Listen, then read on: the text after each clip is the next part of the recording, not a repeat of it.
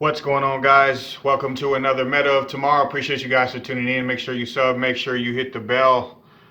Let's get into it, shall we?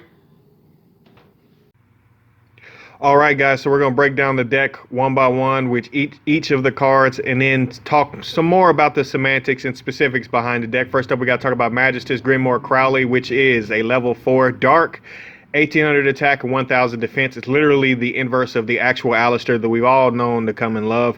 He does this specific effect, which is you can send one spellcaster monster from your hand or face up field to the graveyard and special summon this card from your hand. You can declare one attribute, semicolon, to make sure you understand the semicolon because that's the cost, I guess. This card can become that attribute until the end of this turn. That's really, really good. You can banish this card from your graveyard, then target one Magistus monster you control, equip one Magistus monster from your graveyard to it, except a level 4 monster. So some of the extra deck stuff will come into play. However, grabbing the level 4s will not come into play. So you have to understand that before we start anything. It specifically revolves around pulling cards out of the extra deck to have distinct effects and benefits off of each card. And Magistus is a really, really good start. Next up, we got to talk about Master Endymion. Master Endymion is a water spellcaster. Doesn't make a whole lot of sense, but it does have 1300 attack and 1700 defense. Its effect is you can target one Magistus monster you control, semicolon, equip one Magistus monster from your extra deck to it. You can target one face-up spell you control, destroy it, and if you do, draw one card, then place one card from your hand to the bottom of the deck. So you're basically replacing a card. You can only use each effect of Master Endymion Master Endymion once per turn. Next up, one of the younger witchcrafters, or you just saw the younger Endymion, one of the younger witchcrafters, Magistus Very Cendrillon. So that's basically the lore behind everything. Is this is a bunch of the older spellcasters in separate decks all being united into one deck, and you're going to have to pretty much figure that out, as well as some other cards which we'll get into when we get to them. If this card is normal, special, or special summon, you can activate one of these following effects. Add one Magistus spell or trap card from your deck to your hand, or you can return one of your banished level 4 or lower spellcaster monsters to the graveyard. You can banish this card from your graveyard, then target one Magistus monster you control and equip one Magistus monster from your graveyard to it, except a level 4 monster. Very similar to the first couple effects. And you can again only use each of these effects once per turn. Last but not least, for this specific main deck monsters, we got to talk about Magistus Flame Zoro, whatever you want to call it. Specifically says you can target one Magistus monster you control, equip one Magistus monster from your extra deck to it. If this card becomes equipped with a Magistus monster card, you can special summon one level 4 spellcaster monster from your hand or graveyard in defense position, except itself, but negate its effects. So obviously it's just getting another body on the board for free, relatively free. You can only use each of these effects once per turn, and it is a tuner which helps you go into the synchro, which the first synchro, the only synchro that we're going to talk about, is Magistus Dragon Vaphram, which is an actual powerful effect. It takes one tuner and one non-tuner monster, and it of course is level 8 because you got 4s and you got level 4 tuners, so of course this had to be an 8. But the effect specifically reads, a monster equipped with this card cannot be destroyed by your opponent's spell or trap effects. So each one of these cards that I'm about to touch on in the extra deck specifically gives a monster a different effect based on which one of these you equip to it, and they have their own stand effects when you actually make them. But again, this monster, a monster equipped with this card cannot be destroyed by your opponent's spell or trap effects. That is very, very key. That's specifically what this one does when it is equipped to a monster. Again, you can only use each of the following effects once per turn. If this card is synchro summoned and it is destroyed, you can destroy all face-up cards your opponent controls. And its other effect, which is also really decent, and a construct-like effect at the start of the damage step. When a monster equipped with this card battles an opponent's monster, you can destroy that opponent's monster. So really it is a construct effect. Very interesting effect. Well, next, pretty flat out and pretty blatant, we got to talk about the most important of those extra deck monsters, Magistus Maiden Artemis, which, again, I've heard speculation. It's not actually official, but Magistus Maiden Artemis looks an awful lot like a younger version of Selene. So let's just go with that. But this card specifically can be summoned by one level 4 or lower spellcaster monster. She's going to be your main wheels type of play, which I call wheels, the basic play that the whole deck is going to revolve around, or one of the main plays that the deck is going to revolve around. She specifically says you can only special summon Magistus Maiden Artemis herself once per turn. If another Magistus monster is normal or special summon, which will happen really easy if you have the revival spell, which we'll get into in a second as well, and its normal summon or special summon while this monster is face up on the field, except during the damage step, you can target one of those monsters and equip this card to that card that you control. While this card is equipped to a monster, you can add one Magistus monster from your deck to your hand.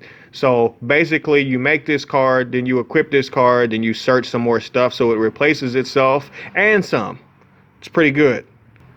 Next, we got to talk about Magistus Saint. I'm not going to try to attempt to announce the last one, plus they're going to name change half of these anyway.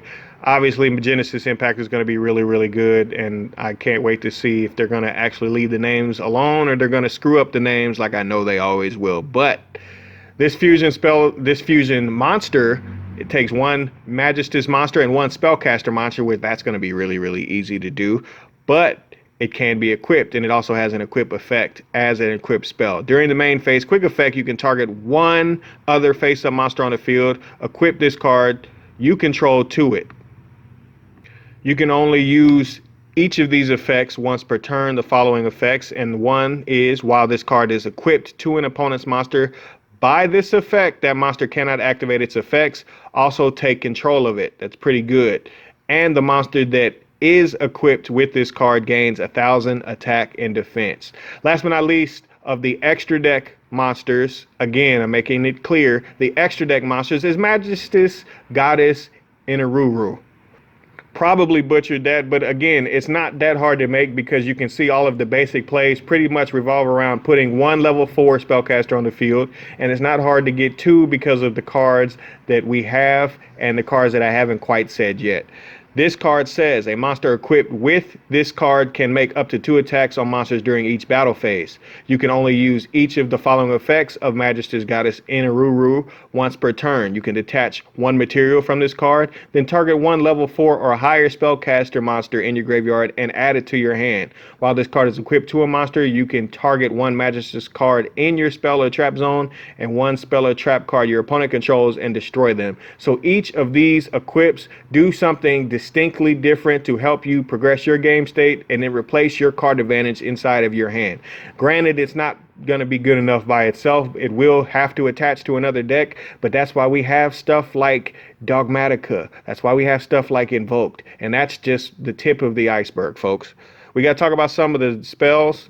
The main spell I wanted to talk about, which you obviously have to talk about, is the Magistus Invocation, which again is like, I guess he found the book that he has later on as Alistair, the invoker, like the actual invoker. And this card specifically says fusion summon one fusion monster from your extra deck using monsters from your hand or field as fusion material, including a spellcaster monster. If summoning a Magistus fusion monster this way, you can also use monsters in your spell or trap zone that are equipped to a Magistus monster as fusion material, which that actually raises the ceiling completely from everything that I've already said, is because you can use cards on the field to make something a lot easier than you thought you'd probably have the chance to. So that helps you make the Magistus Saint a hell of a lot easier.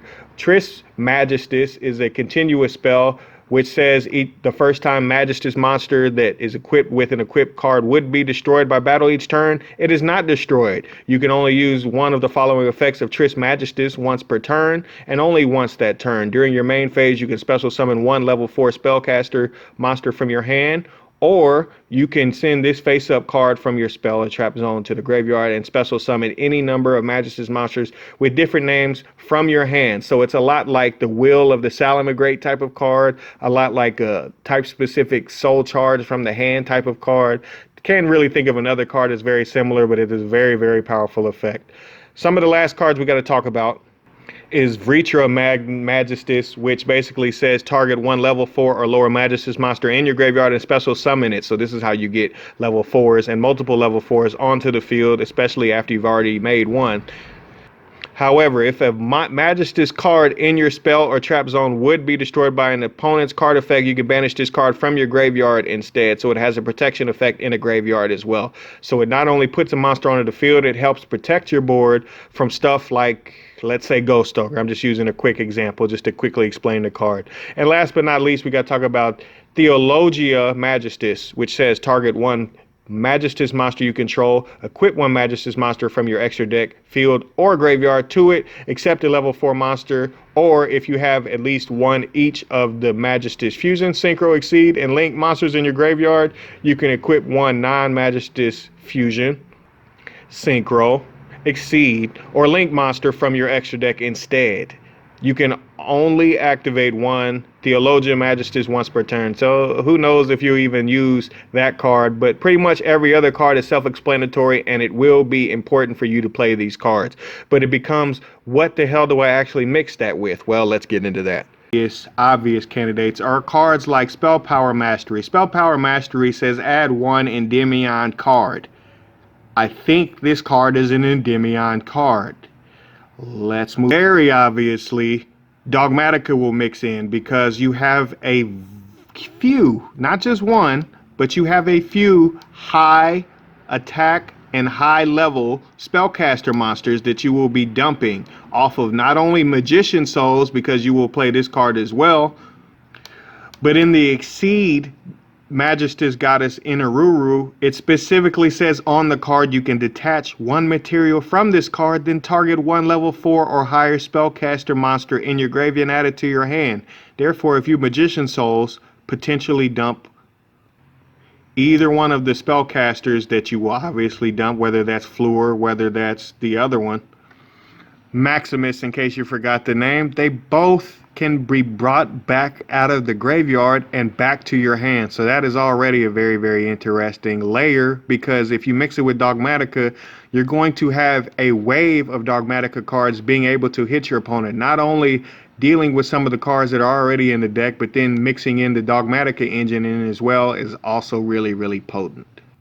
I think Nadir Servant would obviously have to accompany that because, well, let's face it, you want to be as consistent as possible, and it's pretty clear you're going to need to do that. And then obviously if you round out all of that with some of the extra deck stuff, then you can further set up cards like Shaddoll Schism to be even more powerful than they already are.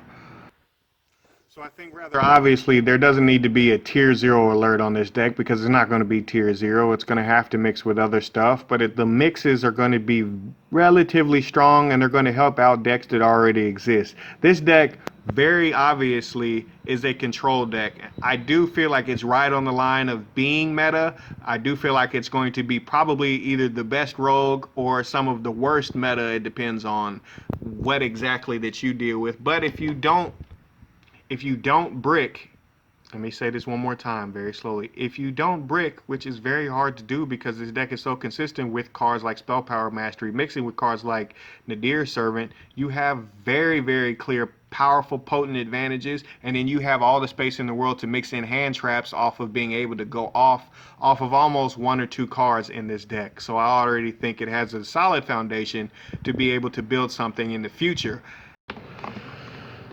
Alright guys, so appreciate you guys for tuning in as always. I usually start off the video like this, but I recorded that at a different time, and I wanted to talk specifically about the deck builds, and then I'll go into some combos after this. But the first order of business is basically talking about the deck builds specifically. This one is a pure one. Pure isn't good enough, I'm telling you that now, but with the way of the world, with the way that COVID is, the way that it's kind of taking us out of playing in person. Some of us can't play in person. Some of us can't quite afford stuff. You know, I know a lot of people have been going through a lot of hard times, you know, like so many of us have. But I wanted to show a pure variant for those that maybe can't afford Dogmatica. Dogmatica is extremely expensive, let's just be honest. Also invoked, but this was more so along the lines of Lithium's build, because I don't think you can get any better than that. And then Shaddolls, as well as some other variants. So we'll get there when we get there, and then Dogmatica, of course. But first of all, I wanted to talk about the pure. Within pure, I feel like the premium thing that you want to do is have the Performage engine. It's going to come in Genesis Impact if you didn't know. So you might as well maybe use those. It's up to you. But for the simple fact of the Link 1, which takes a 1 level 4 or lower spellcaster. It's kind of a duh one for me, so that's why I went with that. But getting into the specifics of the deck, 3 Ash Blossom, 3 Droll and Lockbird. Again, Droll and Lockbird could be anything, and again, if you don't like Ash where you're from, then you can substitute it with another hand trap like Valor or something, vice versa with Droll and Lock. And then 3 of the Zorora. I feel like until we really get into the nitty gritty with all of these cards, guys, I just 3-3-3-3. I don't feel like you should try to reinvent the wheel. I feel like you don't need 3 Crowley at times, but that's just what I've seen. I can be completely wrong. 3 of the Master Endymion. Obviously, he's going to be the most searchable because of Spell Power of Mastery, which we'll get there when we get there. And then Magistus Vary of 3 of, obviously.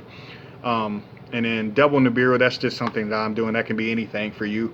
Getting into what I was talking about earlier, again, guys, if you open these or you can get to a Trick Clown, a Trick Clown can basically be the Link 1 and then come back onto the field. Duh. These are obvious statements that I'm saying. I'm just saying them again so you understand why I picked the cards that I picked. And then Hat Trigger obviously is very, very free in this deck. If you can get to Trismegistus and rush the field, then you're probably going to have the fodder for the Hat Trigger to be effortless almost. Foolish Burial for obvious reasons, Reborn for obvious reasons. I feel like those are just generic cards that go in a ton of decks, and I'm starting to notice it's a lot of decks.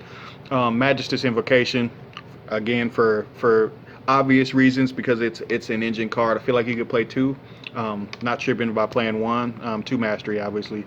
The Spellbook engine. Now, the Spellbook engine isn't super duper great, but again, this is for playing an extremely pure version of this deck, which will not be meta. I'm telling you that ahead of time, again.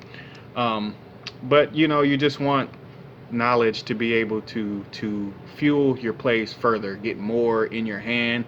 That way, if you get more cards in your hand, then Trismegistus is more powerful. Trismegistus is basically the end-all, be-all in this deck. Just my opinion, just how I've seen it. And then obviously 2 of Theologia, 3 Magistus, Trismegistus. There's no reason to not play 3. And then Ritra, it could be 2 of. I think it's a 1 of, just my opinion. I could be wrong again.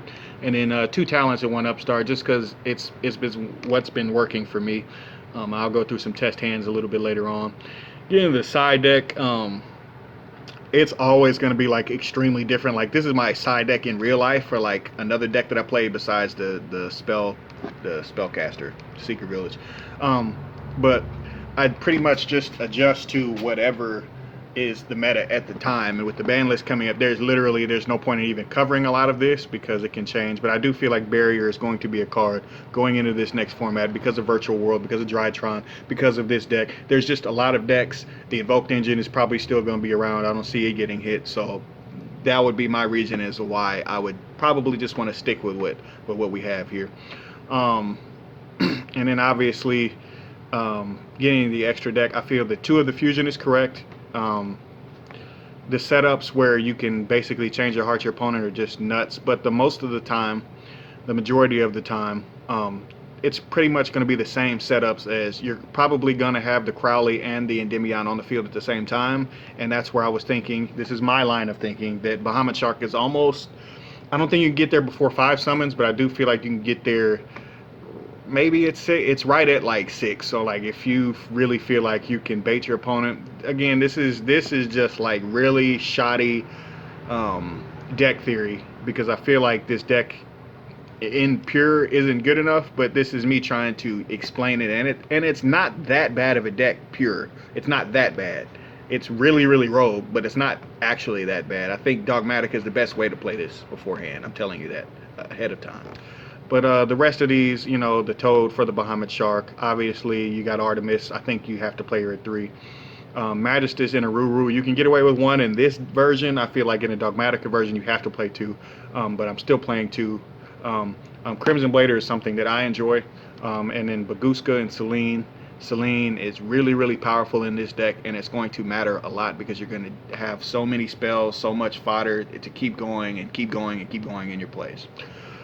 That's pretty much all for the pure. I wanted to touch very, very quickly on the Dogmatica version. The Dogmatica version is very, very similar, except you're setting up the Dogmatica trap. I feel like this is actually the wrong one. I'm glad I didn't get into a game and notice that. So obviously you play the other Dogmatica card. But again, guys, it's pretty self-explanatory. 3 Ecclesia, because 3 Ecclesia is 3 Ecclesia. The Floor, the Dogmatica Maximus. I feel Souls goes in this deck, not so much in the other version. It's just kind of it would take me a lot more time to really spin with this deck and really find out what the best ratios are. And pretty much, guys, a lot of this stuff is just self-explanatory, but it's so easy to go into the Dogmatica stuff because of Artemis being as free as it is, and then setting up the rest of your deck. It goes without saying, this version of the deck is the best version of the deck, and I do feel like it has a chance to be meta. Just my opinion. Deck is really, really insane. And then obviously, as you see on the screen now, this is Lithium's like actual build, like card for card. I feel like he had the best version of the invoked Magistus. So let's get into some combos, shall we? So for this last little bit in the combo portion, guys, I just wanted to highlight the correct card. So let me fix that real quick. But in touching on these cards, you operate with using Trismegistus first, and then that allows you to spam the board with these spellcasters. Then, of course, you activate the effect to equip the Artemis from the extra deck, and then you can search basically from there, dropping the Endymion onto the board, and then being able to activate his effect to equip another one, and then being able to draw one, and then using the fusion to be able to summon out the fusion that is actually, it's a little bit like a Widow Anchor, trying to explain it the right way. It's just a really solid Widow Anchor style effect. If you don't remember from what I said before, you can go back earlier in the video and look over it again. Obviously, with the way that the meta is, you don't really think that this is meta enough, or this board is good enough. And this is why I said this is the pure version. Again, this is what the pure version is going to do. Now, is that good enough? Not really. If your opponent interacts with you at all, then potentially they have something. But I personally think that the Dogmatica version is a lot better. Obviously, with this hand, it's the main goal with the deck, guys, is to just open up a ton of spellcasters as fast as possible. That's why in the pure version, when you have certain stuff like Trick Clown, you have an obvious advantage in the pure version. With the hand that you just saw, you can end on Shark and Toad rather quickly and get to the Toad before the Nibiru. Nibiru would be on the 5th summon of the Totally Awesome, and you could just negate it and then it wouldn't matter. The other cool part about the Dogmatica stuff is that the Dogmatica Maximus can go to the graveyard when you dump it off of Magician Souls, and then Inaruru can actually pull it back onto the field. So again, this is just my breakdown, guys. This is a whole lot of what I wanted to cover. I tried to cover every inch of this deck. Leave me some feedback down in the comments. Let me know what you guys think is going to be what you want to play out of Genesis Impact, and I'll see you next time. I'm out. YG, baby.